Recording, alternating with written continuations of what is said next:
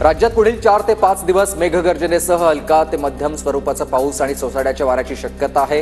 विदर्भातील काही जिल्ह्यांमध्ये गारपीट असेल, हवामान खात्याचा इशारा आहे। गडचिरोली जिल्ह्यामध्ये गेल्या 10 दिवसात 2 वेळा अवकाळी पावसाचा फटका बसलाय। मिरची उत्पादक शेतकऱ्यांचं नुकसान झालंय आणि पावसामुळे उत्पादनामधील 20% मिरची खराब झाली आहे।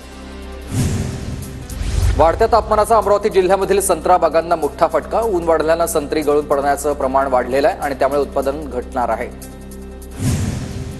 मालेगाव, मनमाड आणि उमरामध्ये बाजार समिती आजपासून 4 दिवस बंद। कांदा, मका, धान्य लिलाव 4 दिवस बंद राहील।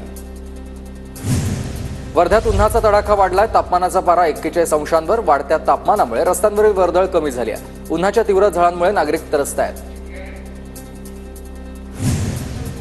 बुलढाणा जिल्ह्यात उष्माघाताचे 5 रुग्ण। जिल्हा सामान्य रुग्णालयामध्ये रुग्णावर उपचार सुरू आहेत आणि गेल्या 24 तासात आढळले 3 रुग्ण। हिंगोली जिल्ह्यामधील जलाशय मार्च महिन्याच्या शेवटीच कोरडा आहे। झपाट्यानं पाणी पातळी कमी होत असल्यानं पाणी टंचाई निर्माण होण्याची शक्यता आहे। नाशिकच्या मालेगावमध्ये उन्हाचा तडाखा वाढल्यानं पाणी टंचाईचं उग्र रूप समोर आलं आणि पाणी टंचाईमुळे माणसांबरोबरच जनावरांचे हाल होत आहेत। मेंढ्यांना पाणी पाजण्यासाठी मेंढपाळांची वणवण सुरू आहे। रत्नागिरी जिल्ह्यामधले 7000हून अधिक जलस्रोत तपासले जाणार आहेत आणि चिपळूण तालुक्यामधल्या सर्वाधिक 1239 जलस्रोत तपासले जातील। जालना जिल्ह्यावर पाणी टंचाईचं सावट आहे। बदनापूर तालुक्यामध्ये सर्वाधिक पाणी टंचाईची समस्या। जिल्ह्यामधील 64 प्रकल्पांपैकी 2 प्रकल्प कोरडे ठाक आहेत। 25,000 नागरिकांना 10 टँकरद्वारे पाणी। चाळीसगावच्या गिरणा धरणामध्ये 35% जलसाठा शिल्लक आहे। पिण्याच्या पाण्यासाठी एप्रिल महिन्याच्या शेवटी 3रे आवर्तन सोडण्यात येणार आहे। बाष्पीभवन वाढल्यानं धरणांच्या जलसाठ्यामध्ये झपाट्यानं घट झाली आहे।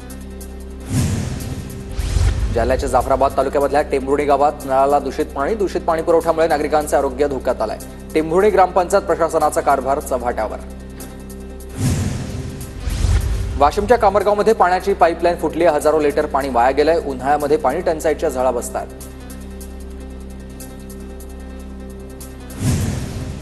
नंदुरबारमधील गटाराचं पाणी रस्त्यावर आलंय। पालिकेकडून नालेसफाई होत नसल्यामुळेच गटाराचं पाणी रस्त्यावर आलंय। पालिका याकडे दुर्लक्ष करत असल्याचा आरोप नागरिक करत आहेत। गोदावरी नदी अनेक वर्षांनंतर मोकळा श्वास घेणार आहे। त्र्यंबकेश्वर शहरातून वाहणाऱ्या नदीवरील स्लॅब काढण्यात येणार आहे आणि नदीवर काँक्रिटीकरण केल्यानं नदी बंदिस्त झालेली होती।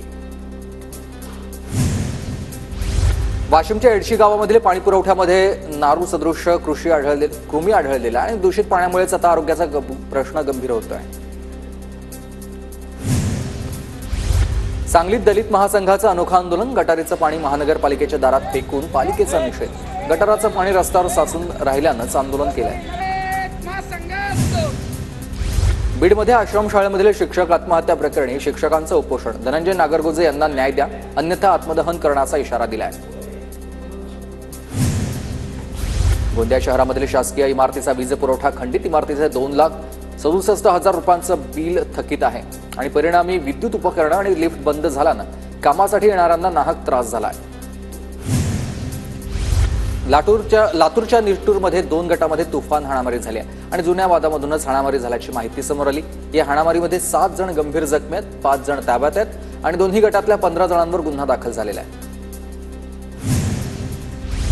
स्वाभिमानीचे प्रशांत डिक्कर यांना जामीन मंजूर झाला। कारागृहाबाहेर येताच कार्यकर्त्यांकडून सत्कार। राजकीय द्वेषापोटी खोटे गुन्हे दाखल केल्याचा डिक्कर यांचा आरोप आहे आणि उच्च न्यायालयामध्ये दाद मागणार असल्याची माहिती दिली आहे त्यांनी। बुलढाण्याच्या नांदुरा तालुक्यातल्या सोंजामध्ये पुतण्यानंच काकाची निर्घृण हत्या केली आहे। तक्रार देऊनही नांदुरा पोलिसांकडून कारवाई नाही आणि नातेवाईकांचा हा आरोप।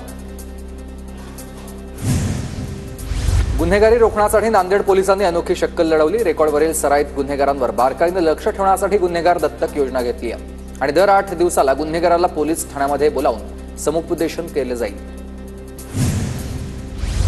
जळगावच्या देऊळगावमधील जेजुरीमध्ये अंगणवाडीच्या पोषण आहाराच्या तांदळाची परस्पर विक्री करण्यात आली आहे। अपहाराचा तांदूळ खरेदी करणारे दोघे पोलिसांच्या ताब्यात आहेत।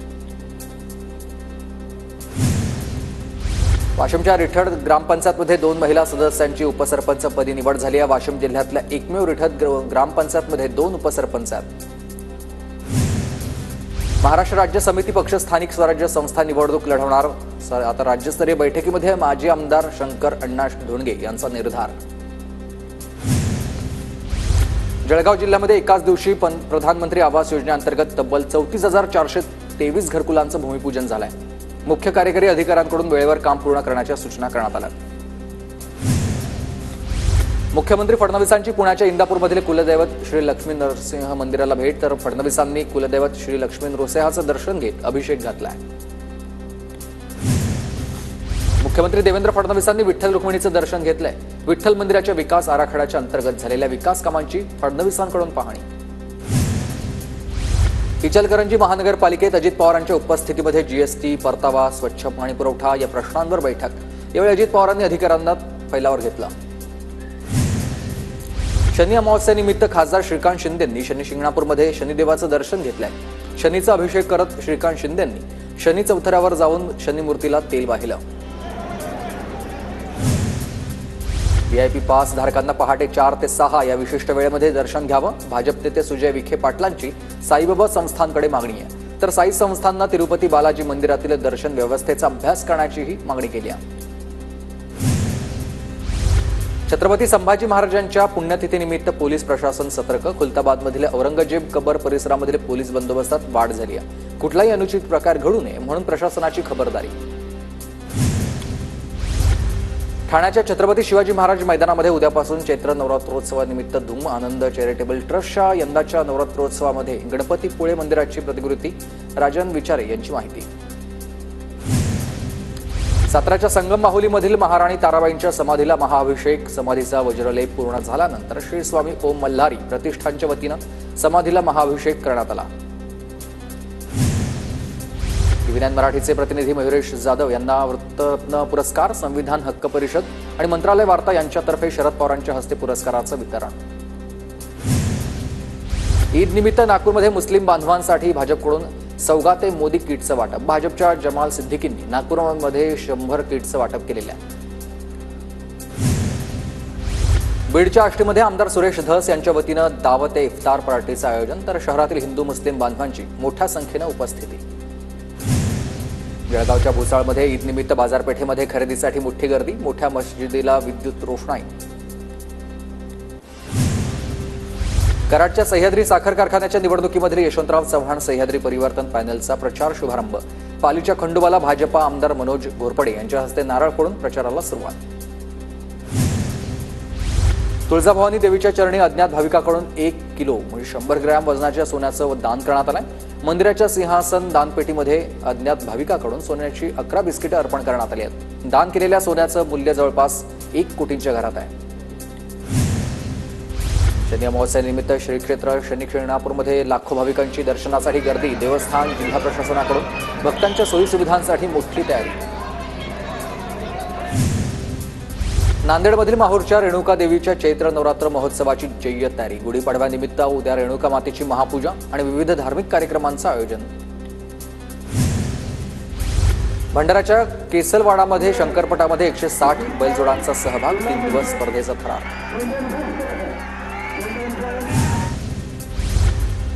उद्यापासून राज्य सहकारी बँकेच्या हाती येणार नागपूर जिल्हा बँकेचा कारभार। सहकाराच्या इतिहासामध्ये पहिल्यांदा एक सहकारी बँक दुसऱ्या सहकारी बँकेवर असणार प्रशासक। नंदुरबारच्या तळोदामधील बोरदमध्ये ग्रामपंचायतीचे ठिकठिकाणी लावलेत सीसीटीव्ही कॅमेरे। बोरद गावामध्ये 32 सीसीटीव्ही कॅमेरे बसवलेत। चोरांना आळा घालण्यासाठीच ग्रामपंचायतचा निर्णय। धुळे एमआयडीसी परिसरामधील एका कारखान्यातून 300 किलो भेसळयुक्त पनीर जप्त। स्थानिक गुन्हे शाखेची कारवाई आहे। अन्न आणि औषध प्रशासनाकडून पंचनामा। हिंगोली तालुक्यातल्या नरशी नामदेव पोलीस स्टेशन हद्दीमधील 3 वाळू तस्करांना तुरुंगवास। प्रथम वर्ग न्यायालयानं सुनावली आहे शिक्षा।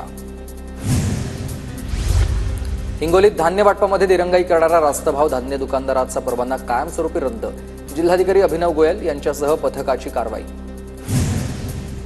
लातूरच्या अहमदपूरमध्ये बनावट नोट चलनामध्ये आणणाऱ्या दोघांना पोलिसांकडून बेड्या। नोटांच्या काळ्या बाजाराची पोलिसांकडून कसून चौकशी। जळगावमध्ये फोटो व्हायरल करण्याची धमकी देत अल्पवयीन मुलीचा विनयभंग। एमआयडीसी पोलीस ठाण्यात गुन्हा दाखल झाला। आरोपीला बेड्या।